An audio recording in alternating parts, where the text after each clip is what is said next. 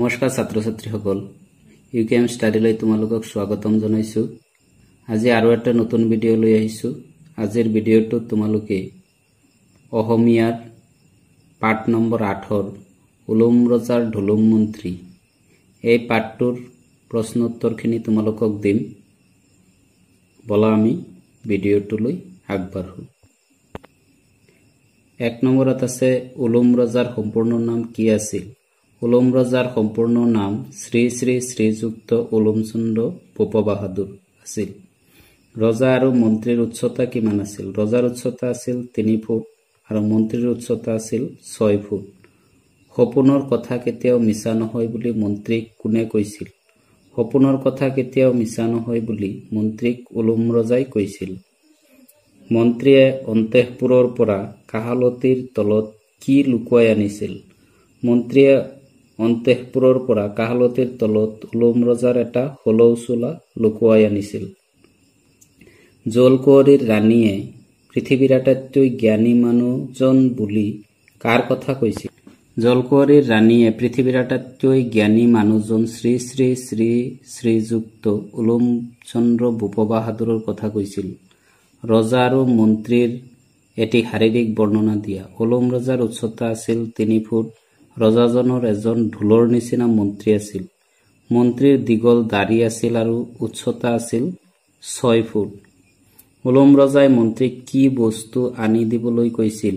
তেওঁ বিচৰা বস্তুবোৰ শেহত পালেনে? উলুম ৰজাই মন্ত্ৰীক পৃথিৱীৰ আটাইতকৈ জ্ঞানী মানুহজনে পিন্ধা চোলা এটা আনি দিবলৈ কৈছিল।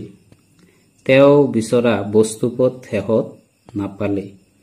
জ্ঞানী মানুহৰ চোলা আনিবলৈ মন্ত্ৰীয়ে কি বুদ্ধি সাজিছিল?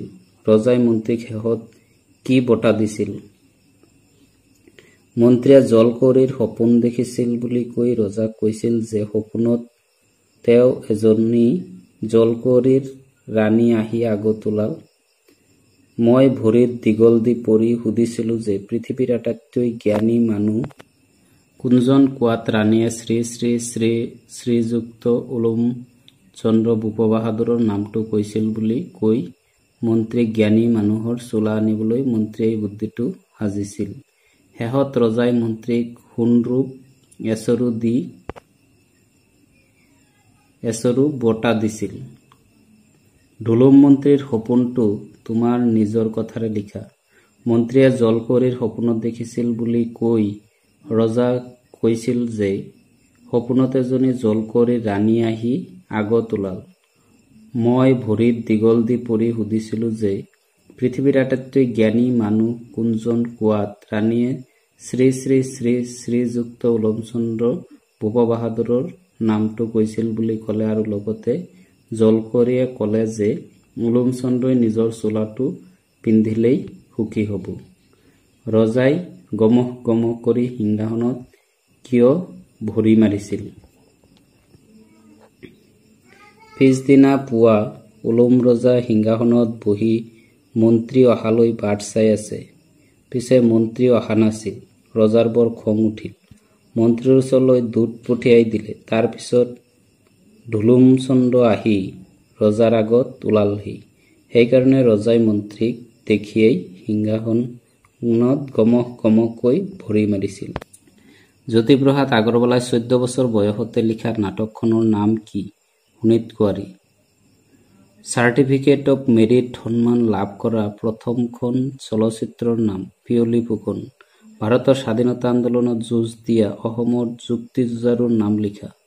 কুশল কোঁৱৰ, মুকুন্দ কাকতি, কনকলতাও তোমালোকে লিখিব পাৰা।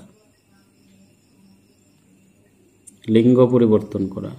ৰজা, ৰাণী, সুন্দৰ সুন্দৰী, বুন্দা যায়, জলকোঁৱৰ জলকুঁৱৰী, মহাৰাজ মহাৰাণী, লিগিৰী লগুৱা, সম্ৰাট সম্ৰাজ্ঞী, কোঁৱৰ কুঁৱৰী, ডমৰা চেউৰী, জলগুই গৰিয়াল, শিক্ষক শিক্ষয়িত্ৰী। এটা শব্দত প্ৰকাশ কৰা। যি লোকৰ পেট ওলোৱা পেটুৱা, ভাত বেছিকৈ খোৱা লোক ভতুৱা হ'ব। ভাতুৱা নহয়, বতুৱা হ'ব। ৰাজকাৰেঙৰ ভিতৰ চৰা, অন্তঃপুৰ, ডিঙিৰ পৰা ভৰিলৈকে পৰা দীঘল চোলা, হলৌ চোলা। ৰজাৰ বাৰ্তা আদান প্ৰদান কৰোঁতা দূত। ইয়াত দুটা তোমালোকৰ ব্যাকৰণৰ হেৰি আছে, সূত্ৰ আছে। 1 নম্বৰ হৈছে অনুৰূপ। অসমীয়া ভাষা কেতিয়াবা একোটা শব্দৰ অৰ্থৰ জোৰ বুজাবলৈ বা অৰ্থ স্পষ্ট কৰিবলৈ শব্দৰ পিছত একেধৰণৰ আন এটা শব্দ ব্যৱহাৰ কৰা হয়। এনেবোৰ শব্দক অনুৰূপ শব্দ বুলি কোৱা হয়। যেনে চাহ, তাহ, কাগজ কলম, ভাত চাত, মানুহ দুনু, এইবোৰ হৈছে অনুৰূপ শব্দ। দ্বিৰূক্তি। কেতিয়াবা একোটা শব্দ দুবাৰ ব্যৱহাৰ হ'লে তাক দ্বিৰূক্তি শব্দ বুলি কোৱা হয়। যেনে গণে গণে, বাৰে বাৰে, মনে মনে, গমঃ গমঃ আদি। তো এইখিনি আছিলে এই পাঠটোত থকা প্ৰশ্ন উত্তৰ। যদি তোমালোকৰ এই ভিডিঅ'টো ভাল লাগে তেনেহ'লে লাইক আৰু শ্বেয়াৰ কৰি দিবা। আৰু যিসকল ছাত্ৰ ছাত্ৰী মোৰ এই চেনেলত নতুনকৈ আহিছা তেওঁলোকলৈ এটি অনুৰোধ, মোৰ চেনেলটো ছাবস্ক্ৰাইব কৰি দিবা আৰু কাষতে থকা বেল আইকনটো দবাই দিবা, যাতে মই বনোৱা সকলো ভিডিঅ' তোমালোকে সবৰ আগতে পাব পাৰা। তোমালোক সকলোৱে ভালে কুশলে থাকা তাৰে কামনা কৰি ভিডিঅ'টো সমাপ্ত কৰিলোঁ। ধন্যবাদ।